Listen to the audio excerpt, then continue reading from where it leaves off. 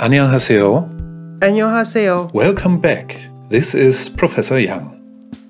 Hello, everyone.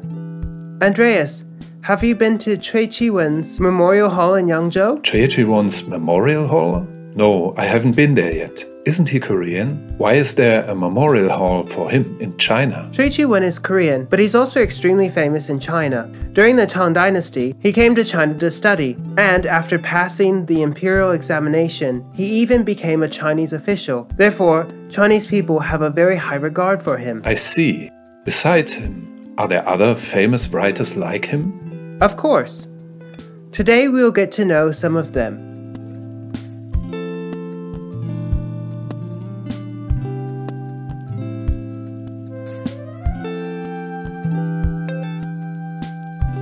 Hello everyone, and welcome to the Korean Literature course.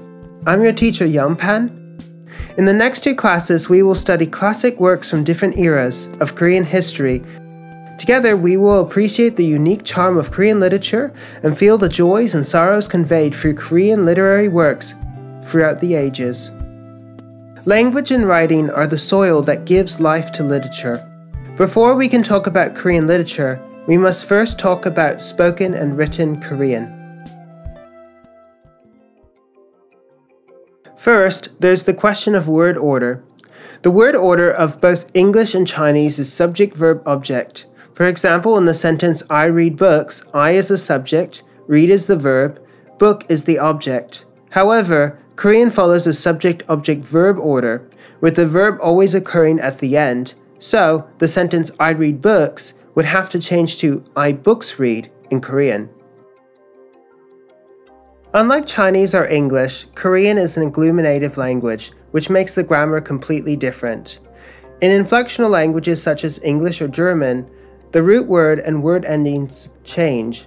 In isolating languages such as Chinese, individual components of the language don't change, but in agglutinative languages like Korean, on the other hand, words are changed by adding syllables that have specific meanings. In other words, when you read a Chinese sentence, you can quickly know the meaning of the entire sentence by analyzing each word. However, Korean sentences must be understood based on the overall structure of the sentence. That is, the correct understanding of a sentence sometimes requires context. I'm sure that anyone who studied Korean has asked or thought about this question before. What does subida mean? In general, subida doesn't really mean anything. Hearing this answer, you might feel a bit baffled. If a word has no specific meaning, why does it still appear in a sentence? Even though subida may not have any specific meaning, it expresses an attitude of respect within the Korean conversation. Therefore, subida still plays an indispensable role in the Korean sentence, even if it doesn't provide any additional information in terms of content. So, because of these differences between Korean and Chinese, even though Koreans studied and used Chinese characters for more than 1,000 years, in the end, they gradually moved away from Chinese characters.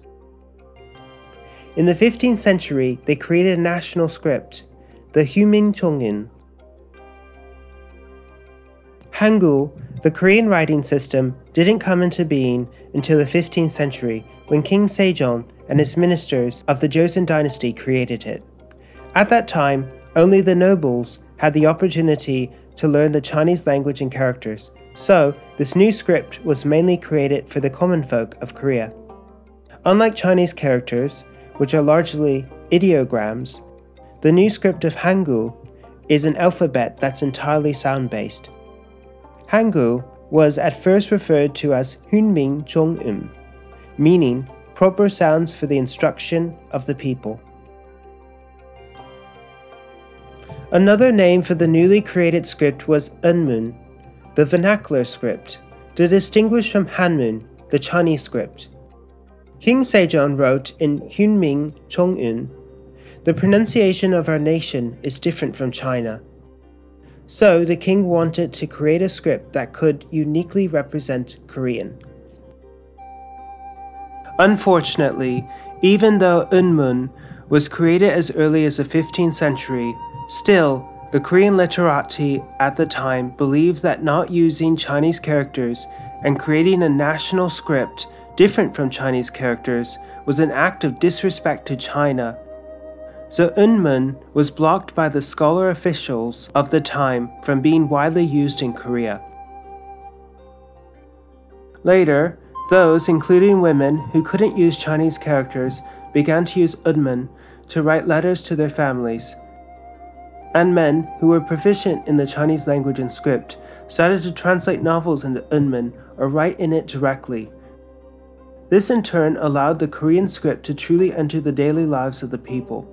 There are 151 mentions of Hanmun in the Annals of the Joseon Dynasty, which shows that it had indeed taken on a frequent use in the daily lives of Koreans.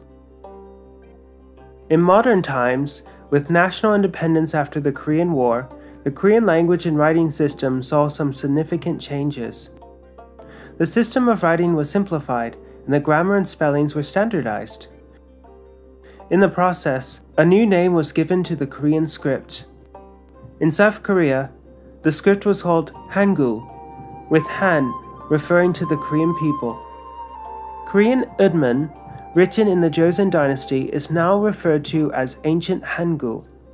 To commemorate the creation of Hangul, the Korean government also designated October 9th as Hangul Day.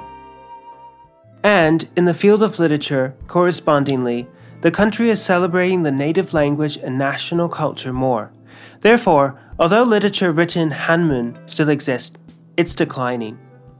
Hangul literature, accompanied by an awakening national consciousness, prospers, like the brilliant morning sun to the east. So here is the problem. Before Hunmin Jong-un and before Hanmun, or Hangul, first appeared, was there even literature in Korea? The answer, of course, is yes. Literature isn't just the written word. Technically, there are both oral and written traditions. Oral traditions serve as the source of written literature. So in the early days of Korean history, when there wasn't a common writing system for the Korean people, Korean literature developed by word of mouth. Every nation has its fair share of folk songs, myths, and legends, which were first passed down orally through the generations. Moreover, the oral traditions of storytelling on the Korean peninsula weren't only limited to prehistory. Even after systems of writing were introduced, oral stories and spoken literary traditions still continue to be popular and influence written forms of literature. Even before the Hanmun script entered the stage in the 15th century, Korea had already had numerous authors of written works, because already as early as the Three Kingdoms period, approximately the period between the 1st and 7th century CE, people on the Korean peninsula had already begun to learn Chinese characters. Learning Chinese became widespread in the Silla dynasty, with many students and scholars from Silla making their way to Tang, China to study the language. They studied the Chinese language and culture intensely and even participated in Tang imperial examinations. Those who passed the examinations later became Tang officials, and similar to local Chinese officials, they worked in service of the Tang emperor. This cultural exchange was the foundation for the Korean peninsula adopting Chinese characters for a length of more than 1,000 years, which helped to bring about a literary culture heavily influenced by China. As early as 3,000 years ago, China, Korea's next-door neighbor, already started to develop Chinese characters, known as Hanja in Korean. In 200 BCE, Emperor Qin Shi Huang unified and standardized the Chinese script. This unification strategy had an effect roughly equivalent to the promotion of Mandarin Chinese as the common language in modern-day China, which, among other things, made the Chinese characters much more accessible to learners from foreign lands. Through cultural exchange, early Koreans became proficient in the Chinese language and characters, which laid the foundation for many great literary works to be written in Chinese characters. In Korea, These works are collectively referred to as Hanmun literature. It is important to note that the Korean literary works written in Chinese characters not only included those literary works written after the introduction of the Chinese characters to Korea, but also many oral stories that were later recorded in Hanmun. For example, the Dangun myth that we're familiar with today was recorded, translated, and passed down in its Hanmun form through generations. For Korean literary works whose origins date back to Korean prehistory, and even works that were written after Hangul was created during the 500 years rule of the Joseon dynasty, Hanmun, or the Chinese script, remained the primary written form that literary works were recorded in for several centuries, serving as the official script of Korea. In the late Joseon dynasty period, when Unmun, or the vernacular script, today's Hangul, gained widespread adoption in Korea, both Hanmun and Unmun literature existed simultaneously on the peninsula, each representing different flourishing literary forms. Still, even in modern times, after the Provisional Korean Government of South Korea, which was established in 1919, made Hangul the official writing system of Korea, Korean people still have composed many poems in Hanmun, which Chinese literary scholars now refer to as quatrains, or truncated verses. These poems were published in anthologies and journals. The Chinese characters served as an important participant in the development of classical literary traditions in Korea. They also coexisted with the oral traditions that predated their introduction, as well as influenced later modern literary works in Korea. In other words, Chinese characters and Hanmun literature in many ways serve as an important starting point of Korean written literary traditions. That is, Hanmun literature helped to create the main incipient body of classical literature and had a profound influence on modern literature in Korea. In literary studies of Korean history, there's much debate over when exactly modern contemporary literature in Korea actually began. But even if we conservatively take its starting point as the latest of the dates proposed, which is the March 1st movement in 1919, what is clear is that modern Korean literature has already been around for more than 100 years. However, when we consider this span of 100 years within the greater context of Korean literary history, modern Korean literature is still quite young. If we were to scale this history to a 24-hour day, it would occupy only a little more than an hour. And when we include the history of oral traditions in Korea, this span would be only a few minutes. Modern Korean literature has unified spoken and written Korean.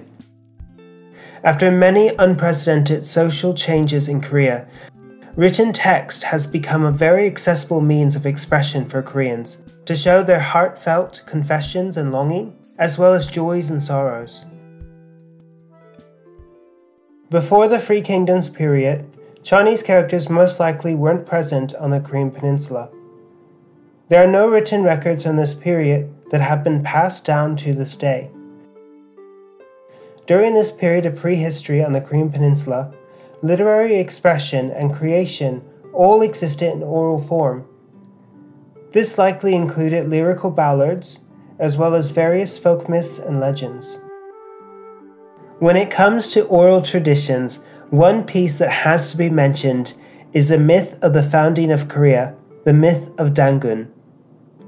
The earliest written record of this myth appears in the book Memorabilia of the Three Kingdoms, Samguk Yusa. The author of this book was a monk in the Goryeo period in the 13th century by the name of Lee Yun. The term Three Kingdoms refers to the kingdoms of Goryeo, Baekje, and Silla. The work includes many stories and legends of these three states, with some of these stories even dating back to prehistory. Among them is the myth of Dangun, the father of Korean civilization. Previous lectures have mentioned the myth of Dangun many times, so we won't repeat its content in this lecture. Still, a few interesting details are worth mentioning. First, the Samguk Yusa was written in 1281 CE. This book says that Dangun established Go-Joseon 50 years after the Chinese Emperor Yao ascended to the throne. However, 6 years after the publication of Samguk Yusa, Lee Seung-hu's historical poem Songs of Emperors and Kings, Jeong Mong-ju, composed in 1287, mentioned that Dangun and Emperor Yao founded their countries in the same year, meaning that Go-Joseon was established in 2333 BCE. Later, when the Joseon dynasty offered sacrifices to Dangun, the court always used this later date, recorded by Lee Seung-hu. No matter in which year Dangun established Go-Joseon, the reference point was always the year when Emperor Yao founded the Chinese nation. Therefore, the legend of Dangun had to start after the story of the Chinese emperor spread to Korea. If the story was really created in ancient times before written literary traditions started in Korea, then can we draw the conclusion that in ancient times during the prehistory of Korea, the Korean peninsula was already influenced by Chinese culture? As oral stories are transmitted from one person to another over time, they inevitably change in many ways due to various reasons. Therefore, there is the possibility that, as the story spread, the time of Dangun's nation's founding was added subsequently. But if the time was added later, the exact year when Dangun founded the nation would be less credible. However, the story also does contain many cultural traits that are unique to Korea. For example, the two animals in the story, the tiger and the bear, are often used in Korean folktales and are still common iconography in the modern day. They aren't as common in China. For example, the 2018 Pyeongchang Winter Olympics picked these two animals as mascots. And again, the idea of a project of improving the human world by the gods through the descending to the earth, and the process by which the bear realized her wishes through obedience and forbearance, both reflect the philosophy and values of Koreans, which are still very much present in Korea today. In the story, we can also see how Koreans portray the image of a mother. The woman who gave birth to Dangun, the first ancestor of the ancient Joseon dynasty, was originally not a human, but rather a bear, extremely strong, hardworking, and enduring, an outstanding woman, who happened to marry a god and became the mother of the Korean people. The Three Kingdoms period lasted roughly from the middle of the 1st century to the second half of the 7th century. We do not know the exact time when Chinese characters came to Korea, but what is certain though, is that the Chinese characters were already in use in the Three Kingdoms period, and along with them also arrived the cultures of Confucianism and Buddhism. During this period, the Chinese characters were used in two distinct ways. The aristocracy had the opportunity to learn spoken and written Chinese, and they could write Chinese with great proficiency. But the lower classes had no access to such learning, so they could only borrow the meaning or pronunciation of Chinese characters to express the Korean language itself. So they borrowed Chinese characters primarily through two strategies, Kyukyeol and Hyungchal. Kyukyeol involves adding additional markers to aid comprehension, whereas Hyungchal involves using Chinese characters to represent Korean sounds. In terms of the writing of literary works, Hyungchal was used to record poems. The term Hyungchal literally means writing with a country flavor.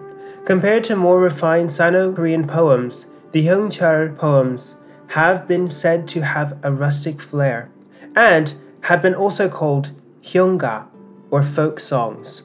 In this lecture, we'll look at one Sino-Korean poem and one hyunga to understand the differences. Our first poem is called On a Rainy Autumn Night by Choe Chiwon. The period between the end of the Han Dynasty and beginning of the Tang Dynasty was an era in Chinese history known for many great poets such as Tao Yuanming, Li Bai, and Du Fu. During the same period, the Korean Peninsula had also produced many great masterpieces of Sino-Korean poetry. The first poet that comes to mind is Choe Chiwon, a student from the Silla dynasty.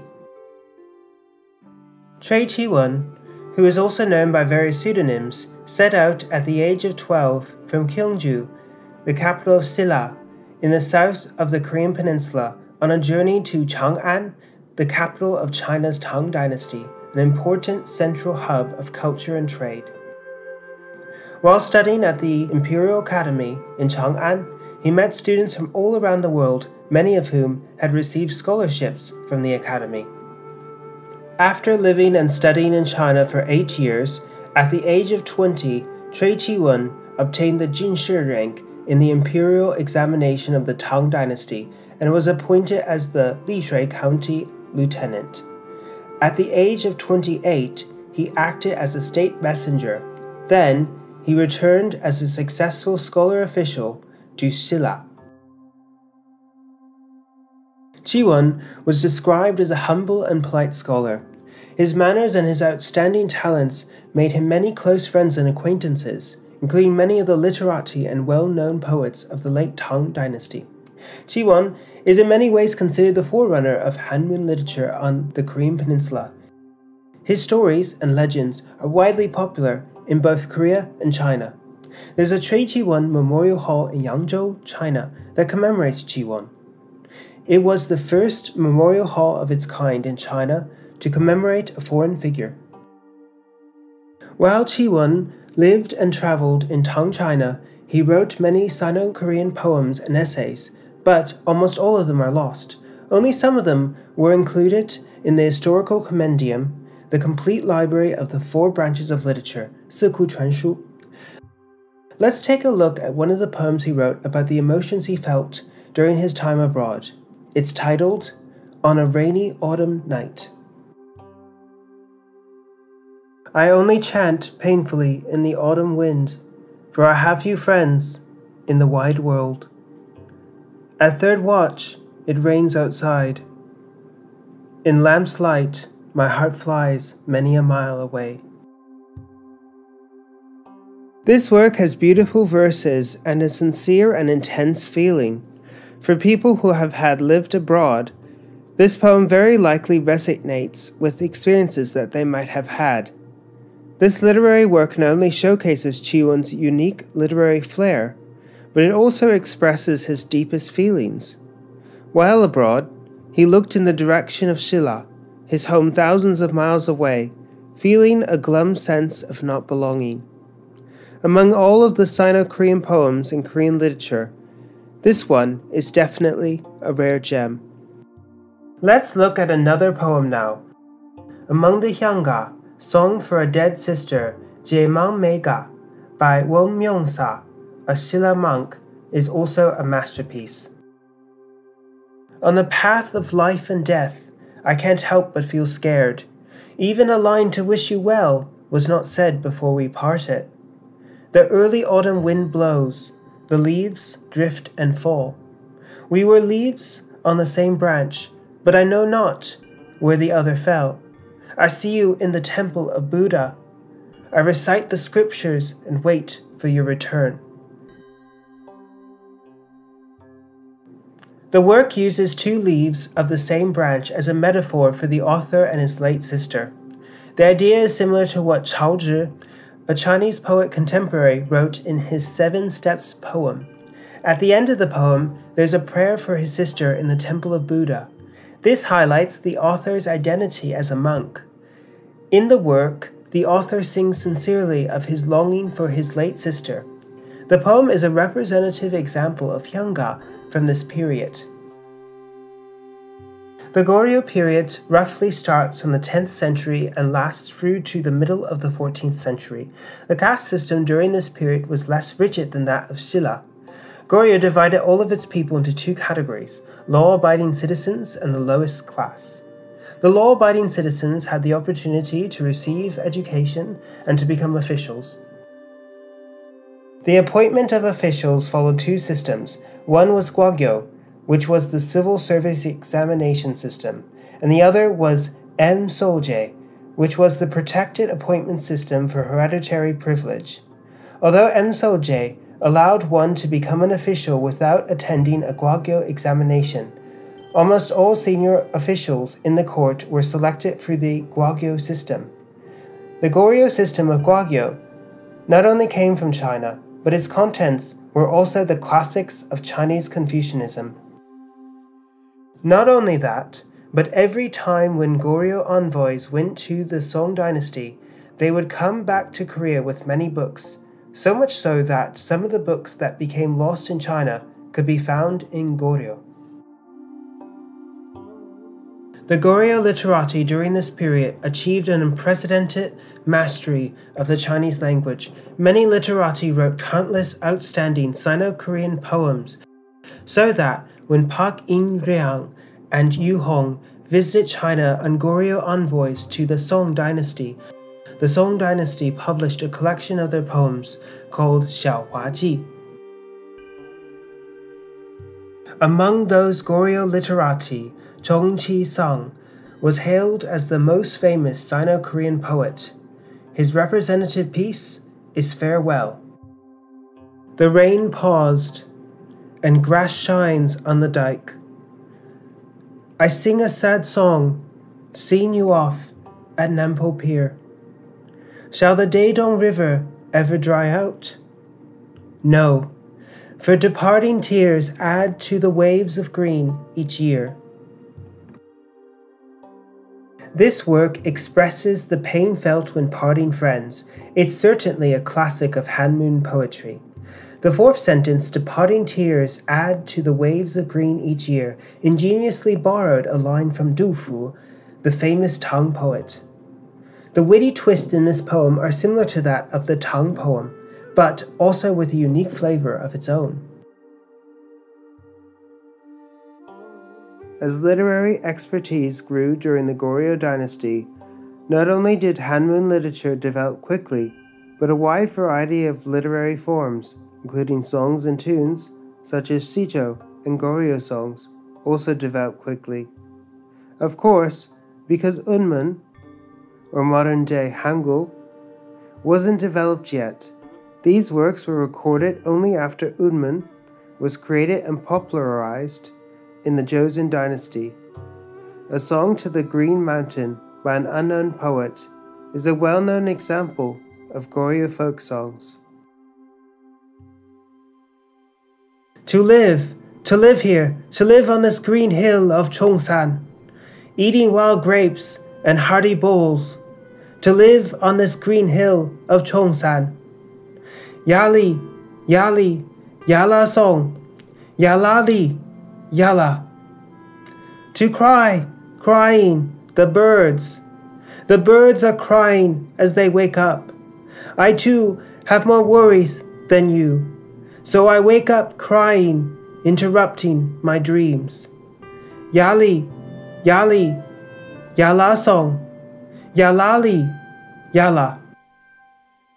There are different interpretations of this work's subject matter. Some think it's a poem written by someone among the common folk, showing their escape from a disaster. Others think it's a poem written by an aristocrat that expresses being heartbroken. Jeong Mong-ju was a famous minister of the late Goryeo dynasty. He was also a politician, diplomat, philosopher, and writer.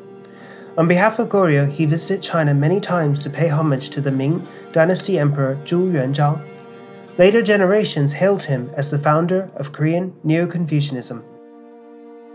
It is said that Yi Song-ge, founder or Taejo of the Joseon dynasty, once tried to persuade Jeong Mong-ju to give up his loyalty to Goryeo and support Yi instead. Although Jeong clearly knew that rejecting Yi might cost him his life, he was not afraid. Instead, he composed a shijo as his reply to Yi, expressing his unyielding loyalty to the Goryeo dynasty. Seeing that Jeong would succumb to neither threat nor persuasion, Lee had no other choice but to execute the poet at Samguk Bridge. Let's take a look at this last poem of Jeong Mong-ju, titled Dan Simga, A Loyal Heart. I would rather die again and again, 100 times, with my bones turning to dust and my soul disappearing. I have no regrets for my loyalty to the king. These songs and shijo reflect the cultural characteristics of the Korean people. Together with Hanmun literature in the Goryeo dynasty, they write a glorious chapter in the history of Korean literature. Today we learned a lot about the classical Korean literature. Modern Korean literature is certainly also very interesting. Of course, in this next unit, we will talk more about it. See you in the next unit.